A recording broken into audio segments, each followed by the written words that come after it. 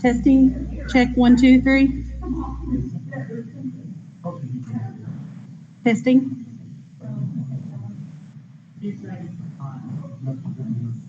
testing, testing. Can you hear me?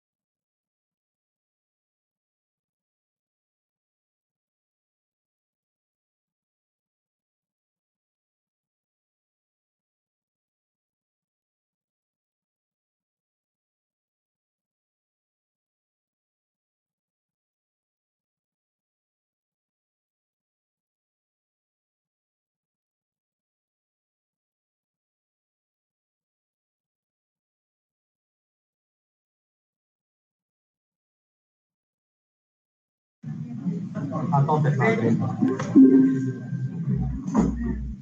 Okay, so we have the, screen is ready so people can see us online now.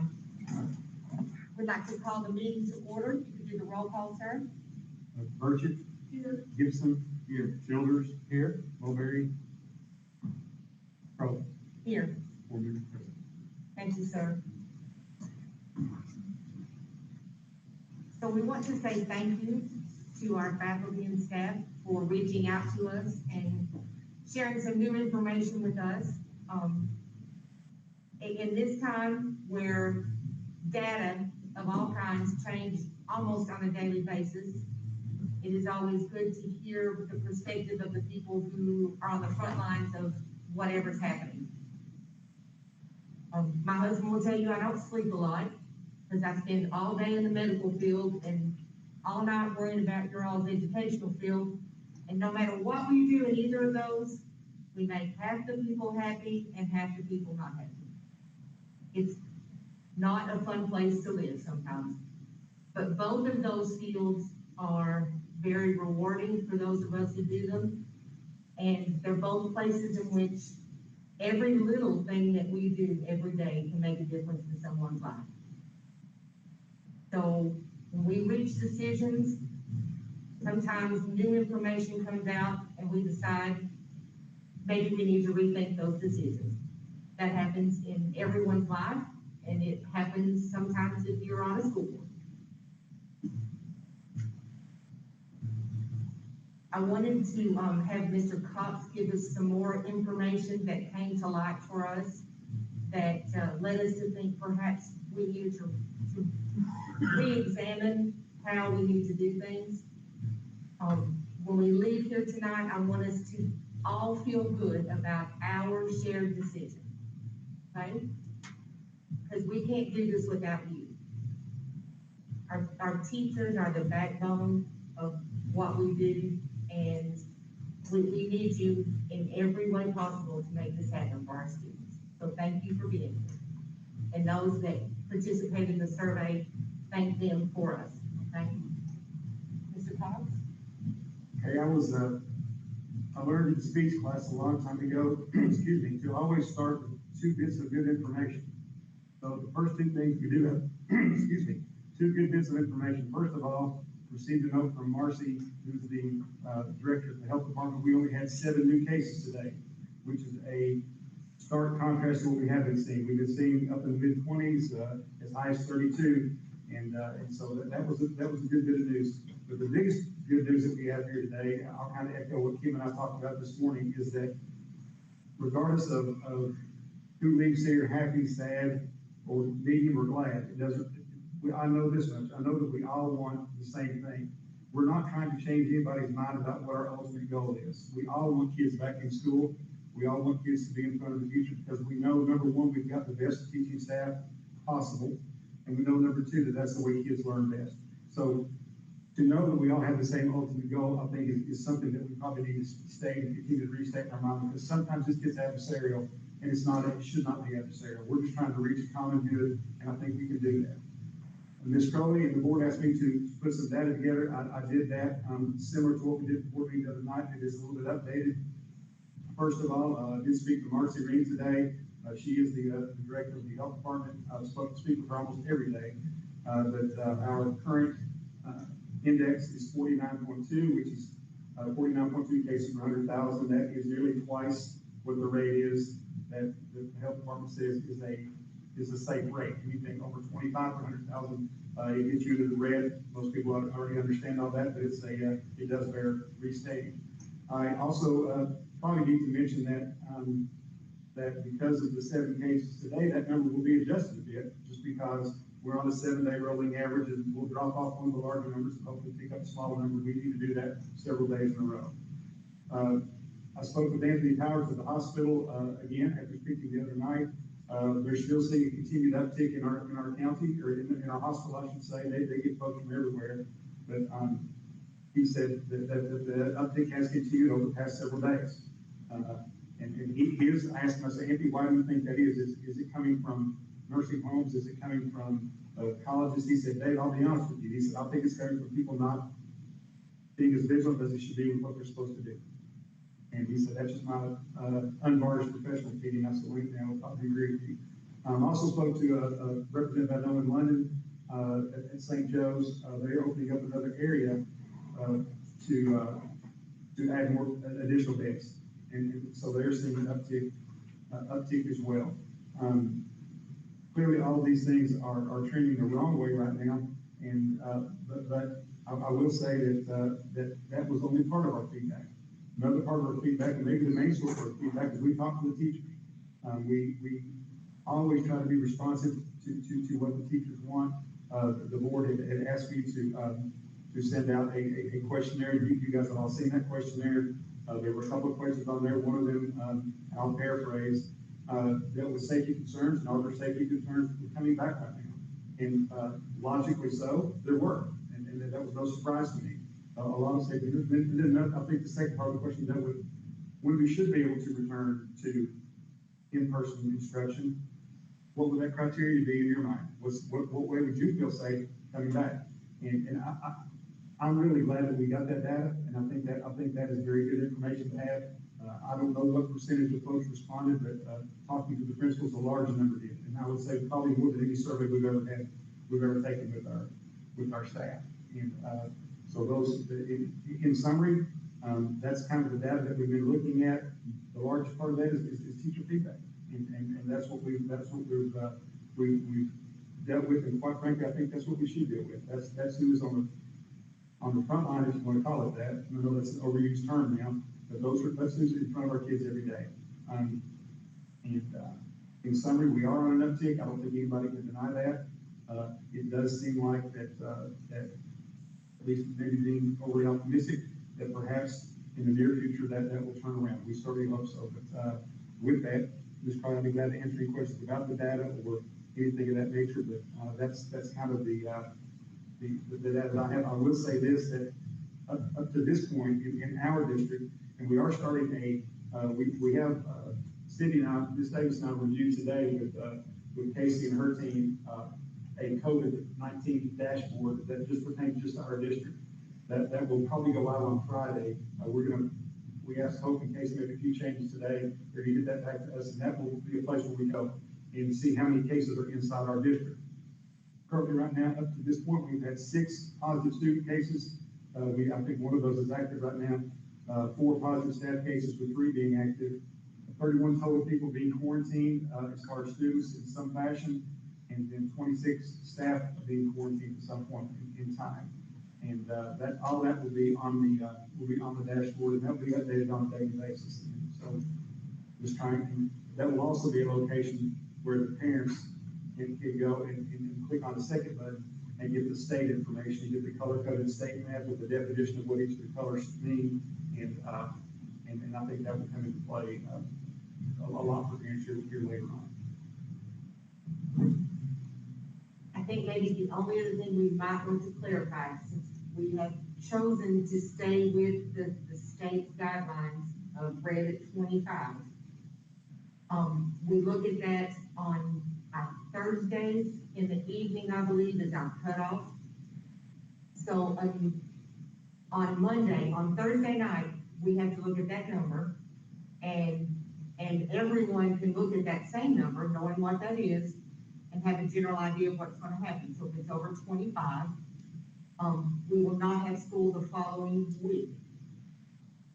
That always gets a little gray, because what about Friday? But what the guidelines say is you don't have school the following week. And I think they did that to give schools who may be doing in-person Friday to get ready for not being in person. I have to commend our teachers for the amazing way you have drilled down into virtual learning. Mr. Cox got an email today from a family who has students at 2 different schools. To say that the difference between what NTI looked like in March and what virtual learning looks like in September, to even think those compare, because they don't. They're completely different. We are actually providing real-time instruction. And so a positive we could take from this is that our students going forward when they get to college, they're gonna be so ready to be there. I mean, think about it. Somebody who from the third grade on, at one time or another, every year may have spent some time in virtual learning. That's unheard of before now. So let's take a positive from what we're doing. One thing I did fail to mention, and I probably need to do it because it is a part of the data. When I spoke to Marcy, I did ask her to kind of, at least in her mind, drill down for me and give me an idea as to this vast number of cases that they're talking about, where they are coming from. And her comment to me was this: "Hey, we have had a significant number of cases in nursing homes. We have had in the college." She said that the rest of those are community spread. They're dispersed pretty well throughout the communities. And she said, if, in her words to me, were even if I remove the cases that dealt with nursing homes and colleges, you would still be firmly in the red. And that's what she said. I didn't want to leave that out. And to Kim's point, it's 8 o'clock on Thursday night is when we've been directed to take a look at what color code that we've fallen into, and then that dictates what you do for the entire next week. And obviously, if you're right on that 25 line and you're at 24 and change, there could be a time or two during that week that you would pop into the red. According to the regulations and according to the guidelines, you can stay in school. And again, now I would say this because Kim and I had this conversation today. If we were to have an outbreak during that time, one of those weeks, during that week-long period, then clearly we're going to do what common sense dictates. If there's a school that has a major uptick, we have an opportunity, we have the ability to say, this school can go virtual now, not miss a beat, while the other schools continue to go on, if that's what we choose to do. But I think that is, that again, just as a byproduct of the incredible job that the teachers and principals have done in implementing the virtual learning. The note I got here, and I've gotten several. I got stopped the other day. Usually when somebody calls my name and I'm walking through a crowd, I just kind of ignore it, keep my head down. But this lady made me talk to her, and I'm glad she did. She thanked us, or you, rather, for the incredible job that her kids are receiving at home, for the incredible instruction they're getting. This particular person was a Mr. Sullivan. Ms. Sullivan. They said I could use their name. They said I could use their comment, and they particularly called out the primary school and the elementary, and the elementary and middle school, and in how they get the. And they said, don't have your kids in high school yet, they're hearing good things as well. They particularly called out those schools in the wonderful job they've done. So, and as Kim said, it's not all bad, but I do appreciate that. So now I've covered all the data I said we'll cover. I didn't want to leave that one piece out. So, we do have a chat open, and Cindy, are you watching that? Are there any comments or questions we need to know about? There is a question.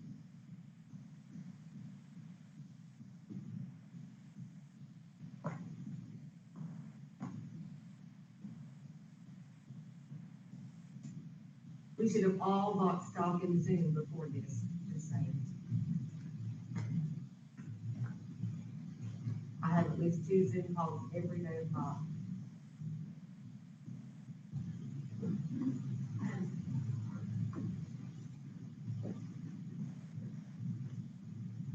Question is, how can we have Red Hound enrichment open for a certain amount of kids, but other kids are not able to go in person?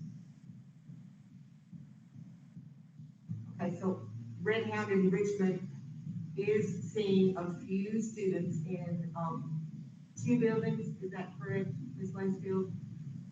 Yes, we have students at the elementary school, and then we have children also at the primary school. And so, much like we can do small groups, which we actually can do at all grade levels, it is tied currently at 1 adult, 14 students.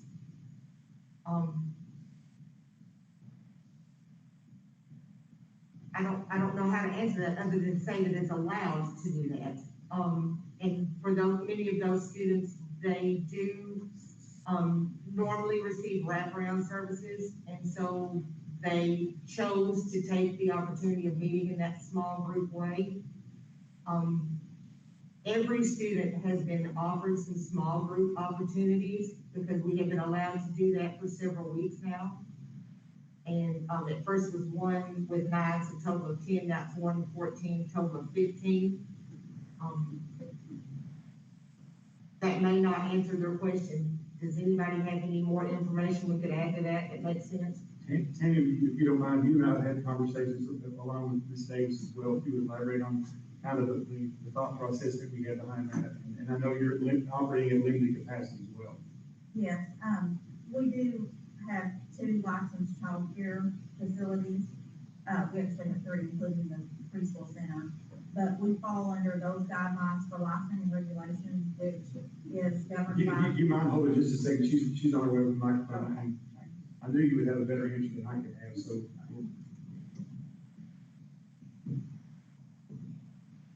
Thank you. Greyhound Enrichment, we have 3 childcare licenses in our district, one at primary school, one at the elementary school, and one at the preschool center. It is governed by the Cabinet for Health and Family Services, and we follow all the licensing and regulation guidelines for running a facility. And we do follow those when we do Greyhound Enrichment. They set new COVID guidelines which lower our staff ratios and things like that, and we do follow those. The school-age children do wear masks, we do social distance, and we do the very best that we can to follow all the rules that are set out for that.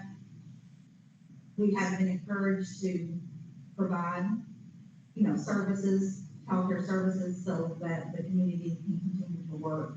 And we really do that as a community service. Thank you.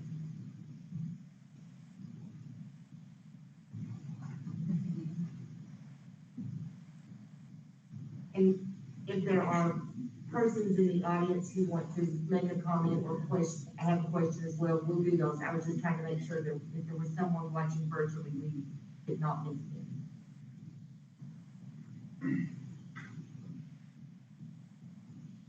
We always have several parents on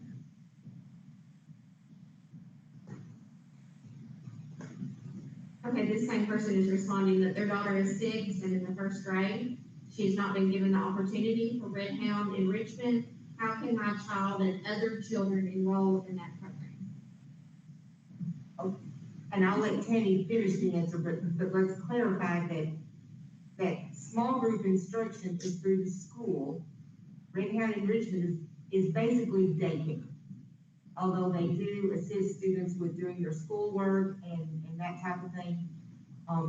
And we have such a limited number we're allowed to do that it's basically parents who are desperate for daycare services. Small group instruction is through the school. Yes, that's correct. It is childcare services, and they do have the opportunity to participate in their virtual learning while they're there, and instructional monitors that are hired in that program do assist them. We took students first who had participated in the program before that were maybe enrolled in our summer program, and we gave them the first opportunity to sign up because they were families that were already being serviced by our program. We had to operate at limited capacity for the amount of staff that we had available, and we did stay within the recommended guidelines that were set forth by the cabinet, and that's what dictated our numbers. So we have not taken new students into that program for that reason, because we had to stay within our staff ratios, our staff to child ratios. So that answers that question. People can feel free to contact me, and, we will put you on a waiting list, and if we have any openings, we would be glad, to do those as a first come, first served basis, but that's the answer to that question. We took as many children as we could possibly take for the staff that we had available and to meet our staff child ratios that were set forth by the cabinet. And started with those who'd already been receiving service through that special program. Yes. Okay. Are there any questions or comments in the audience? Because we don't want to leave you out. They're very important to us.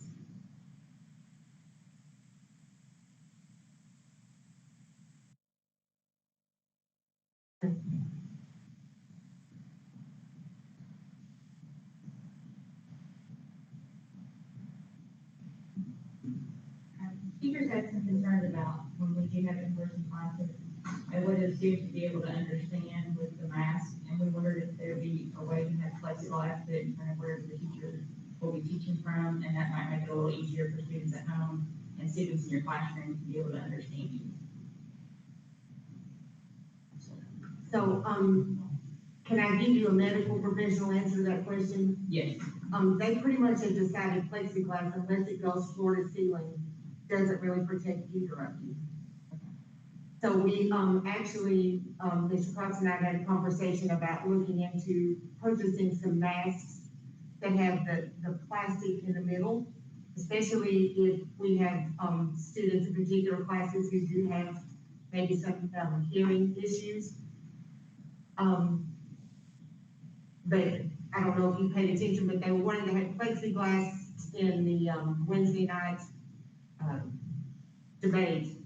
And the CDC said you can have it, but it really doesn't do anything because the aerosol particles are so small that it can just fly around in the air currents of the room. Again, if it went floor to ceiling, but that's not very feasible. So we are looking at, getting some masks that have the plastic in the middle.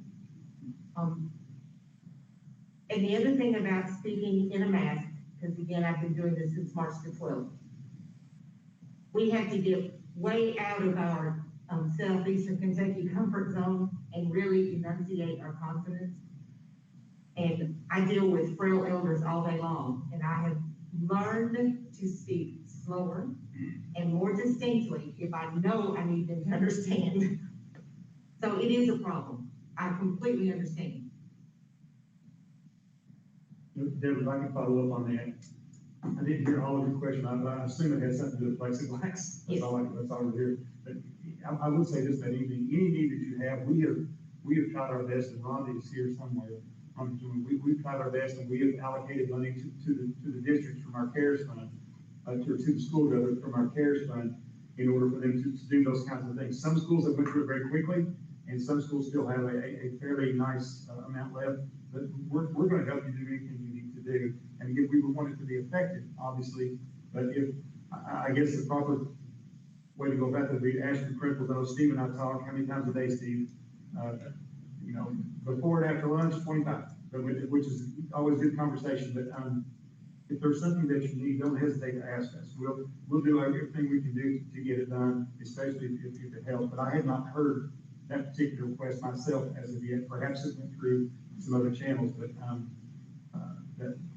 I guess my answer to that from my seat would be that please go through your principal. But Steve is vigilant. He does not mind asking for things in any fashion. So, But it was a great more idea. than me is Rhonda. I had another question too. I know that teachers are overwhelmed right now with all the planning, teaching virtually. But they're a little concerned on how they're supposed to, or able to clean desks between each class, monitor the hall and the bathroom all at the same time, with all their extra duties that they have to do. So they're just concerned how they're supposed to really do that. I'm sorry. Okay. I'm sorry. No, you're fine. So I'm having a hard time she's asking understanding. about, I apologize. extra duties that are non-teaching. So things like cleaning desks, monitoring halls to make sure that we're social distancing, those types of things. And Mr. Cox and I had just a brief conversation about this because it was in someone's email, those particular things. And then somebody else mentioned something about, lunchroom duties. If you know some people that need a job, we are looking for bus monitors, people who can help out in the lunchroom, we're looking for all those kinds of people that we can take away some of those extraneous duties from our teaching staff and our paraprofessional staff. We are having great difficulty finding those people. And, I have also mentioned that we need to be buying Clorox and or Lysol spray in mass quantities wherever we can find it. Because really, we're all better off if we spray the desk down and let it dry. Which A, takes a lot less time, and B, is more effective. Because when you swipe the desk with a wipe, you actually are swiping some of the germs, whatever they might be, off of the desk surface. When you spray it and let it dry, that does not happen. Can I give you an answer as to how that we're gonna help you right this second? No, but we are trying really hard to find people. If you know some people who want a job, have you come see us. Yeah, that was another concern. They feel like they were more at risk if they did those activities. So not only in classrooms, but they were wiping tables and desks, and just put them at higher risk. I have one more question here. Going back to being overwhelmed and having so much planning that they have to do, are we still going to continue to offer virtual, hybrid, and a 4-day in-seat instruction? I mean, are we considering just doing hybrid and virtual? Because teachers don't know, I mean, well, the teachers in our building don't really know how they're going to accomplish all that. Because it's a lot to do, not only planning, but it's also, I think, going to make contact tracing really hard as well. When you have a group that's there 4 days that come in contact with group A and come in contact with group B, and I just think it's going to be difficult all the way around. So, And that is why we're here tonight, is to discuss that particular issue is, when do we start school back? How do we start it safely? So we chose the criteria that the state put out based on the answers to the survey that we gave to the schools. So again, meaning for our parents who may be watching, the 25 in the red number is the number we're going by. That on Thursday nights, if we are less than 25, then parents will know we have school the next week.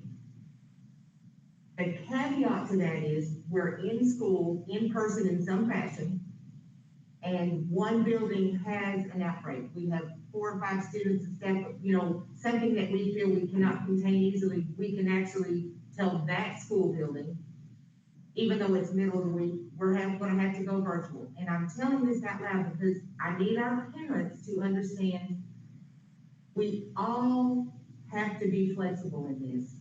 And it's very hard for parents. You all understand, some of you are parents. So you're at work, your child's supposed to be at the elementary school, and now the elementary school has to be virtual because of an outbreak, just using them as an example. So we all need to see if there's any possible way to have backup plans for our students if we are teaching in school in a different building.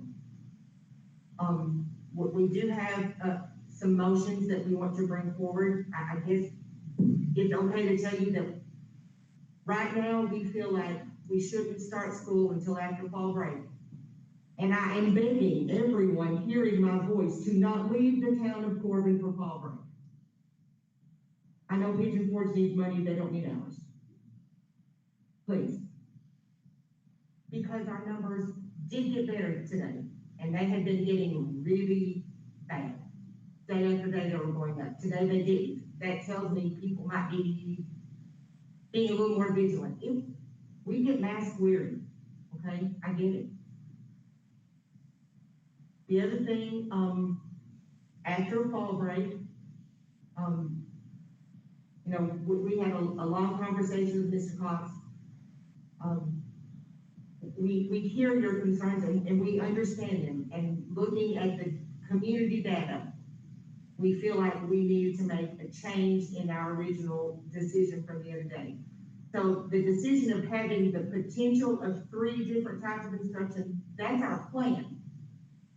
But after fall break, we think our best and safest plan at that point is to offer either all virtual for the student who chooses that, or the hybrid of Monday, Tuesday, Thursday, Friday, with everyone virtual on Wednesdays. Now, as we move forward, and please God, the numbers come down, then we will all revisit that equation. But for right now, we feel like after fall break, 2 of the 3 options are the safest for us at this time. As Mr. Childers said in the meeting the other day, and I guess it's got taken out of context, we know that virtual is safest. We all know that. But we also know that there are some students for whom virtual is not as effective as others. And so that's why we still, even if we're virtual for a while, or if we're hybrid AB, we can have small groups in different ways. We can do labs. We can do things that enhance our instruction, because we all know that when you do what you heard about, you remember it so much more. You all know that even way better than I do. So I guess unless there are other questions, I think we're ready to make a motion, and that is basically what our motion is going to be, unless you all have other comments or questions, because we're here to listen to you. But that's why we did the survey, and we asked the principals to talk to everyone in the buildings, because we couldn't have everybody here. And we wanted you to be able to represent the sentiment of each of your schools, because it's important. You all are important every day. I have one more question, sorry. And I know that you were talking about hiring, for different avenues there, but are we trying to look for more subs, in case we do have teachers that are quarantined or just out sick? Oh, yes, ma'am, we are. Because some teachers are concerned that their planning isn't long enough now to accomplish everything they need to do. So if their plan's taken away to cover other classes, what a nightmare that would be for them. So they were curious about that as well, if there was a plan in place for that, or. The plan is to find some. Well, the plan, in reality, we have a sub problem when there's no pandemic going on. There's a lot of days that we will have 3 or 4 classrooms, and we try to keep them scattered out sporadically through the district so that they don't all occur at one particular school. But we've got a substitute problem right now. And so it's only going to be magnified when folks are having issues like coming back to school. So I can sit here and tell you that we're going to do everything we can do. I don't know that we can solve that problem, to be perfectly honest. We're trying. We're recruiting everywhere we go, and I've talked to a lot of superintendents across the state, and they have the very same issue. They can't find subs, and they can't find bus drivers. And when they get really good ones, they try to do the very best they can to take care of them, as we do. But Debbie, you're exactly right. I mean, the teachers are, and I thought about all different scenarios in my head. I'm sitting here thinking, well, what if a particular teacher got sick, or somebody in their house that they couldn't come to school for a while? Would it be possible to somehow allow them to teach from home, and maybe use a classroom at school for or a computer lab as a virtual experience? Take her kids to that particular classroom. We try to think about many different ideas that we could do if we run short on subs, because we're going to. There's no sugarcoating that. That's going to be very difficult to do, but we're trying. And I think that problem's only going to be severely magnified by what we're going through right now. I also just wanted to thank you for coming here tonight and speaking with us and letting us share our feelings with you. So thanks. We're a team. Mr. Cloud.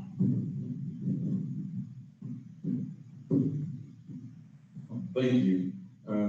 You all have already hit on a lot of things that my school wanted me to represent to you. So thank you for that. Thank you for listening to us on it. There's just a couple things that I want to say before you make the motion really quickly.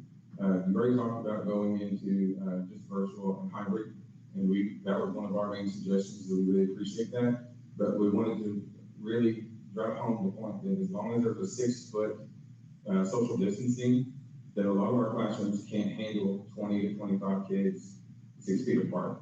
So we don't know how to solve that problem when we get to that point. And then one more thing, and these are kind of when we did the survey with our kids, with our students, or with our teachers, sorry, I gave them also the opportunity, if there's anything else they wanted me to present to you, if I had the opportunity to let me know. And I feel like I'd be failing them if I didn't. So I just wanted to say this one little thing. It's a direct quote from one of the things that the teachers replied back.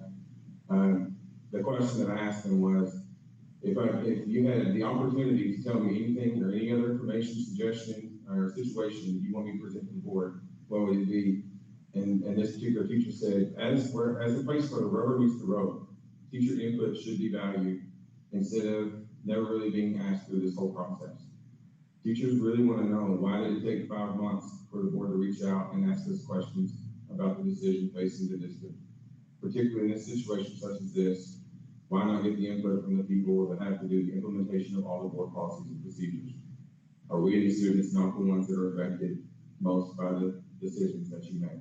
So we thank you for allowing us to do the questions that you asked. We just wish that they would have been asked sooner as a staff. Thank you.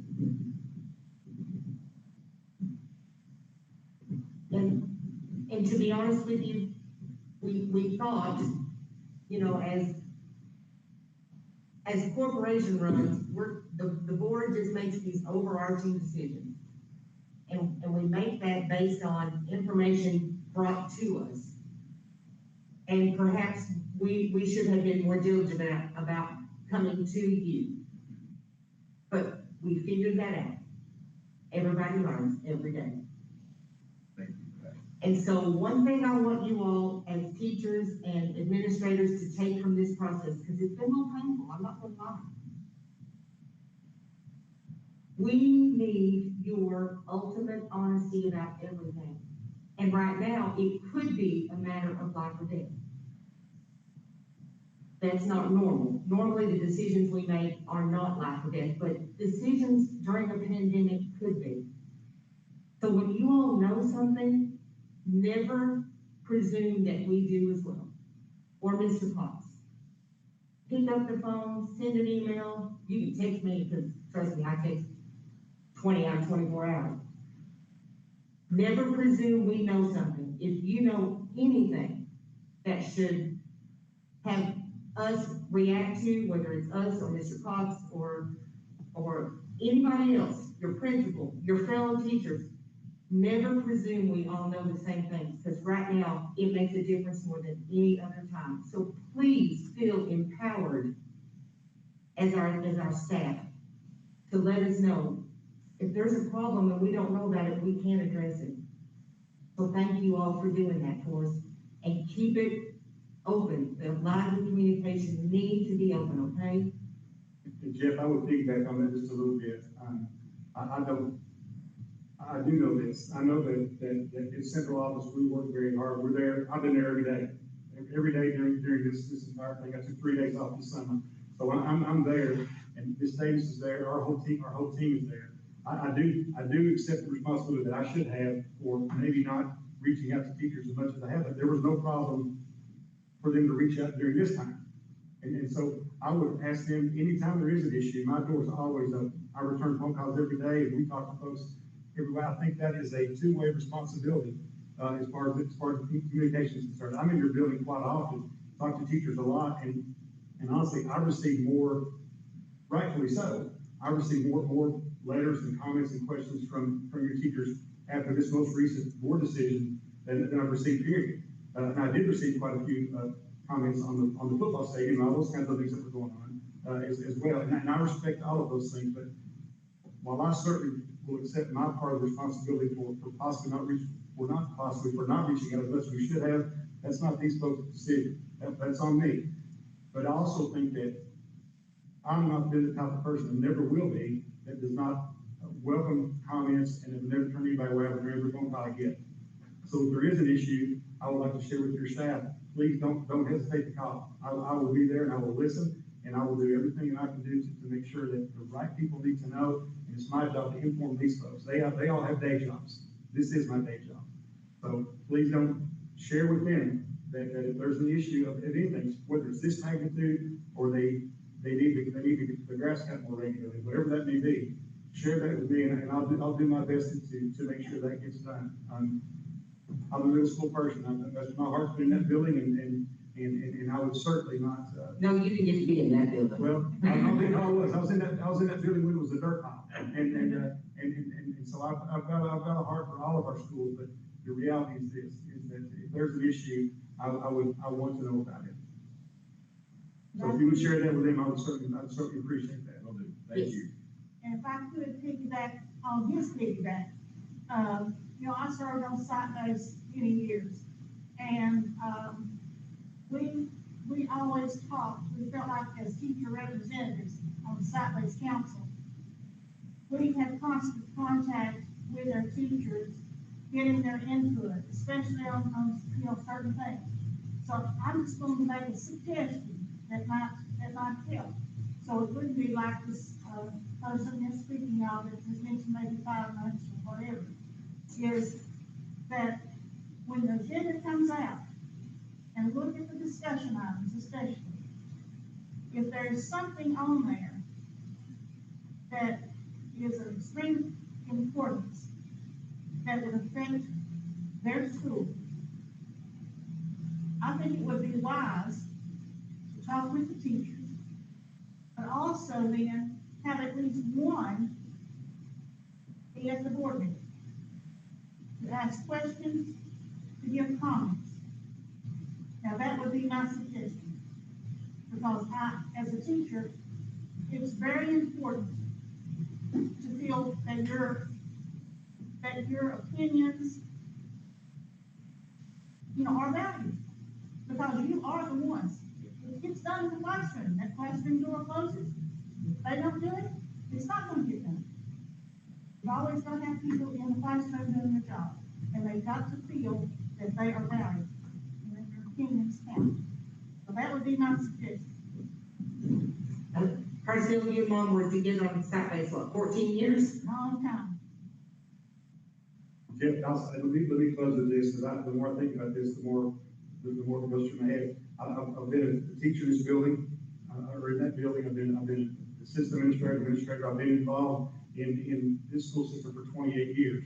And no matter who the leadership has been, whether it be Mr. Neal or myself, or your principals are great, we have regular principal meetings all the time. I know Mrs. LaFever very well. I don't know if there's a principal in the district anywhere that cares more about their people and talks more about that. So if there are issues, I echo what Ken said, please bring those forward.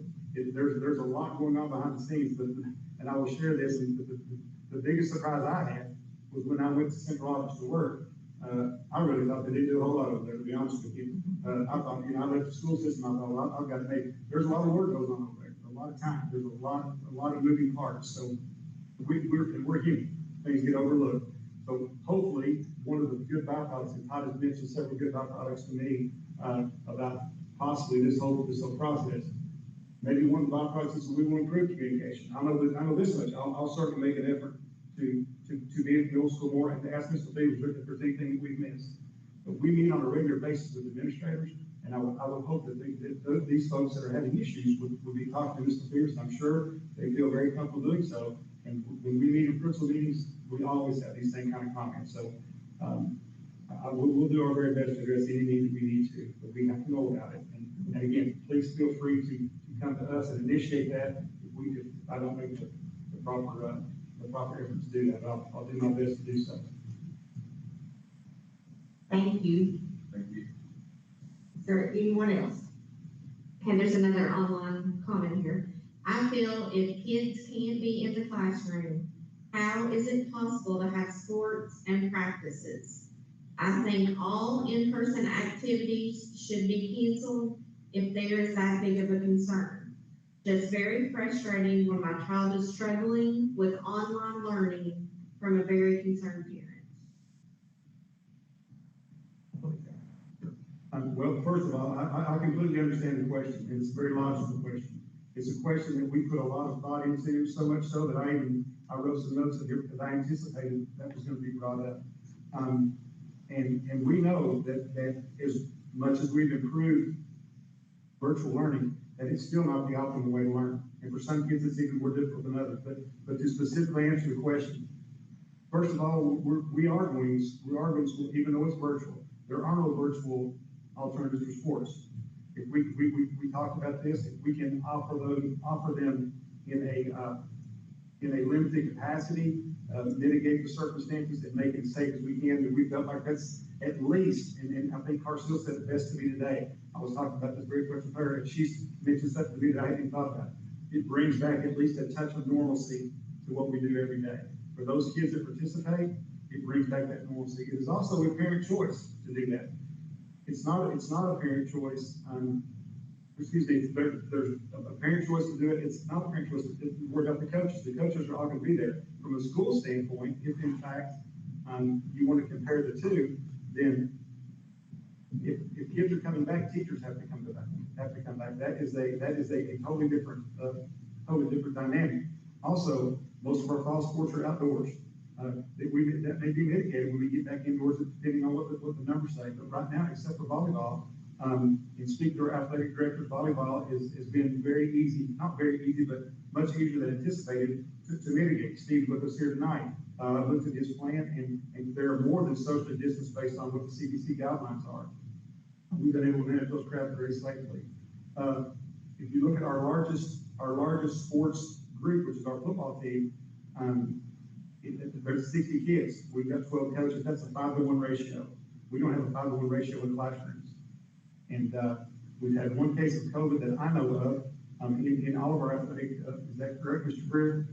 So you're shaking your head. We've had one case of COVID, and that, from what we can understand, that was contracted outside of school in a work environment.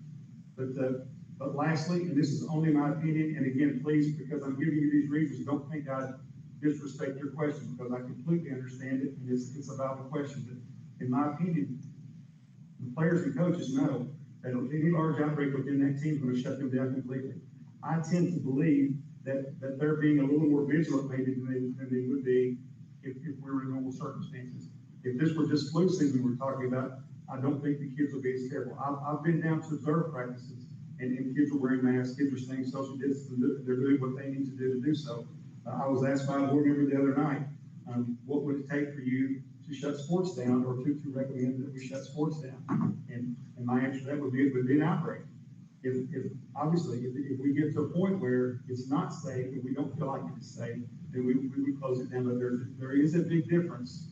And again, I respect the question completely, but there's a big difference in 20 kids in a classroom and kids being outdoors in that environment. Now, those are things that I've gathered information. Those are just not my opinions. I've gathered those from our coaches, from quite frankly, some board members, as well as teachers and staff. So that would be my answer to that question. And again, I'll say it one more time to repeat it for the 4th time. I respect the question. It's a very legitimate question, but I do think that the way we're doing sports, we can do it safely. And we've got great people watching over those sports. Okay. How about sending surveys out again and seeing how many in-person students there would be before we delay? Just a suggestion, so you can see how many students would be attending. Are they talking surveys to the parents? Yes. So I don't mind the suggestion, but we are trying to make a plan, and we want to make the plan today.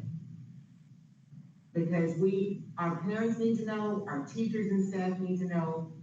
And like I said, after hearing all of the comments that we've received, we feel like, and Carson and I talked about this, and she has a motion to offer in this manner. We still have all 3 of those on the table. But for the immediate future, starting after fall break, we're only going to exercise 2 of those until such time that our numbers improve. And to be honest with you, the more we have small groups in the classroom with virtual, the better we will get at doing it. We've not really done it that way yet. And it's a learning curve for all of us. But the amount of work that the teachers have put in and the paraprofessionals that work with them, it's amazing. And so we're just going to leave all 3 on the table, but for the immediate future after fall break, we're going to exercise only 2 of the 3. I don't think another survey at this point, we just did a survey. It would not give us data that I think would change our decision. And unless you have like a whole lot more burning questions that are different than we've already discussed. There's just one more question, and it's from KEA. Is it possible to have a written copy of the survey results? I would have to talk to our board attorney about that, to be honest. Some of them had names on them. Some of them, we'd have to ask about that. We have our email where we can contact them. Okay. That's all the questions for the conference. Thank you. Are there any other comments from the board? Oh, yes, I'm sorry, Ms. Foley?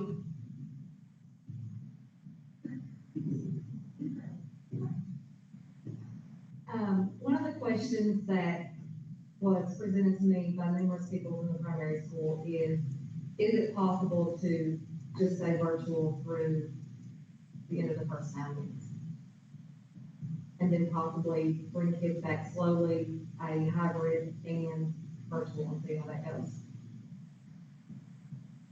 Would you be very upset with me if I told you I'm not exactly sure when the end of the first 9 weeks is? I barely know what day it is right now. It is, October 30th, I think. So Which is a week, 2 weeks after the 2 weeks fall after break. break.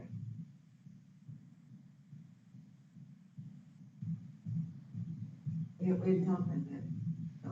I think, if I could jump in, I think the only issue that I would have with that would be that if the numbers were to go down, and today it was, was an anomaly, certainly, we just having said, but if the numbers were to go down, and we project out that we're gonna stay in virtual for 4 weeks, 6 weeks, something like that, and they went down, then perhaps we're missing some time that we could be back in school. Originally, that's what I thought as well, so I know that sounds wishy-washy, but, I think that's the only reason I can think of that perhaps you wouldn't want to do that, and, that's something we have not talked about. We've talked about getting to the end of fall break, assessing what's going on, and quite frankly, I think most of this group felt like it's sort of a moot point anyway, because our numbers have been running so high, that it's very good possibility of being read for a good bit, but I can't say that, nobody can, again, it depends on that 7-day average, but, the only reason I could think that may not be something that we would want to do would be that if we were to continue with low numbers for a few days, and that would be 2 weeks of in-person school that we could miss out on, but again, I probably could be persuaded, and again, that's something we hadn't talked about. Mr. Cox, from maybe a community at large standpoint, I know we understand what red means, and we have talked about orange and yellow, but a lot of the community, I don't even think they know about that chart. So I think what our survey was intended to do was ask the teachers, what specific criteria do you all want to allow us to start bringing children in school again in person? So we would be able to let the community know that here's what we're looking for. So you mentioned the 25, but can you explain, like, if I'm a community member, how do I know what 25 is? Where do I go? How do I see that? Certainly. Okay, as far as the 25 is concerned, that will be on our COVID page, our COVID dashboard that we're going to release. That is the incident rate. It's also on the COVID-19 ky.gov page as well. On Whitney County, click on it, we'll say we're at, that's Thursday night at 8 o'clock. But more specifically, as far as what it looks like coming back, there was a range of answers from all of the schools, but generally speaking, what most folks wanted to do was to at least stay in virtual through the end of fall break, which would be the rest of this week and then all of next week. And then if our numbers allow us to, when we get below 25, to ease back into it and begin with some type of a hybrid. And that hybrid would be the only prerequisite that I had as superintendent was I would like that hybrid to be a Monday, Tuesday, Thursday, Friday hybrid with Wednesday in the middle, so we can do deep cleaning on Wednesday. And generally speaking, that's what the schools have wanted to do. And I think, if I understood discussions that I've had with board members leading up to this, is that that's going to be allowed to be done at the school level. The schools are going to be, when we get to the point where we're at 25, the schools are going to make the decision as to how they ease back into this, knowing that the ultimate goal is to get all kids back in school as quickly as it's safely possible. But we also know this, that kids have been out of school for 6 months. If we suddenly drop below 25 next week, it'll be very difficult to file all of these kids in the building at one time. It might be easier if we ease back into it, at least for a week or two. But that's going to be up to the school. Travis's school, for example, may look totally different than what it is at the high school. We can cohort in grades K through 8 pretty easily and keep kids together. And if there are outbreaks, it's much easier to contact place and those type of things. Well, I think that high school is a fire drill. It's difficult at times. I mean, you may have 25 kids in one class, 20 kids in one class, they go 15 different directions. So it's a lot more difficult at that level. It may look different how they choose to get back in school.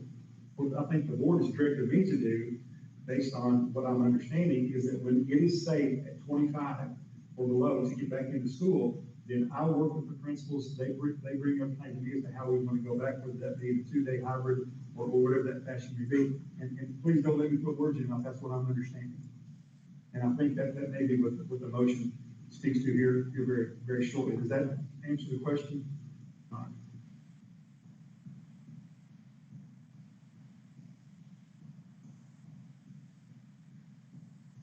Hearing nothing, I assume it does.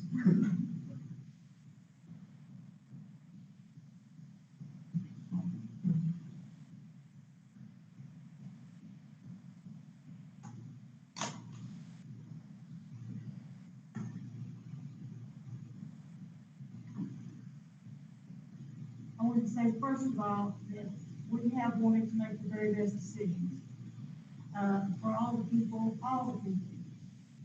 everybody involved in our, independent schools. And, I think our meeting tonight, that shows you that we are committed to this, and we value input. And, like it's already been said, I value anything that has been sent to me, or phone calls, or anything else, and we welcome it. Because unless we are aware of things, we don't know. And I'm not on Facebook. So if I am, I don't really know a whole lot. Somebody tells me. But I would like to make this motion that instruction in the Corbin Independent School remain virtual until after fall break, and of course that ends October 16th. At that time, our school district will follow the published state COVID guidelines in order to determine what mode of instruction that we will use. I have a related motion. Should I go ahead and do that now? I think that would be fine.